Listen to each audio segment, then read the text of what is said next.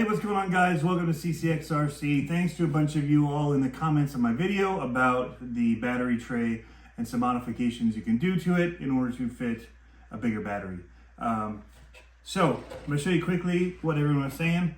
Everyone's talking about moving the ESC back, but it's actually already moved, and they've got this little cover here. There's just 2 screws, and you take that off and it gives you this opening here. And as you can see right here is the battery or the power lead, and this was down in here, and this was kind of clamping a little bit over it, keeping this in there and snug. The problem was there's all this wire and everything inside of our battery compartment here that was not letting you put a bigger battery in because they would hit. You can see how snug that is already without that battery piece in there. There's nowhere for these to go. So what's cool, and what everybody told me about, is it almost perfectly lines up that you can just feed your battery down through that opening. You see the opening there? Right down through here, like that. And then we just pull it out over here on this side. And then we'll just connect our batteries to this side when we're ready to plug in.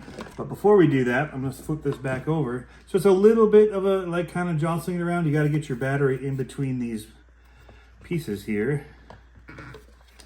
I just kind of do it ahead of time like this. And I'm in, then we get our back piece under, drop the battery down, and it snaps in just like that. Now we have a full 5,000 milliamp hour 3S battery inside of this awesome Quake rig.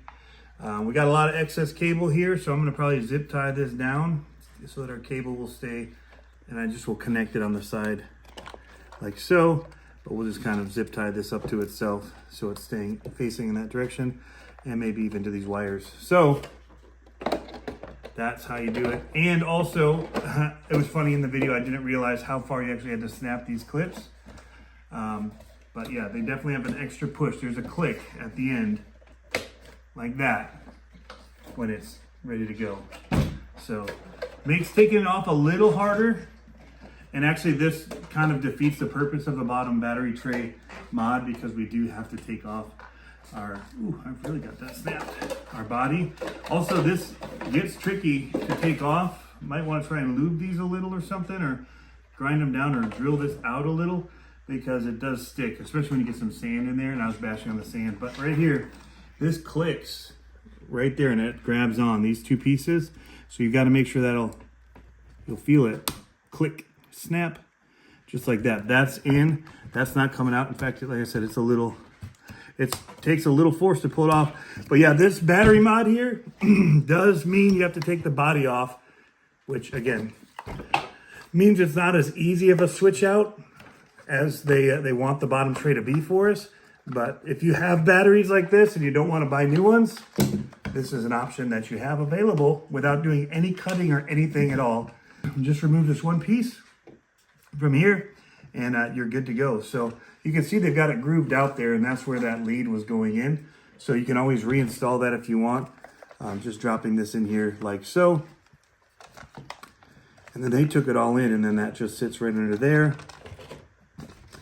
This little tray piece will go back on and screw in place. I will lose mine before then, so I don't see that going back on in mine. But that's how you could do it. And you could also change the amount of battery lead you have in here that way, if you only wanted a little or whatever to clip it. So that's, there was a lot originally, and it was actually coming up and like sitting here, I feel like, something like that. But anyway, we'll take this back off because we're going to do ours the new way, because we've got a lot of these big battery packs that we want to run and not have to run the shorty packs that I was trying to work in there before. So thank you guys for the tip. I'm glad it was so easy in this one to be able to just remove this piece and get in there. And now we just need to do a little zip tying, and we're back in action. So thanks, guys. Have fun RCing. Catch you next time.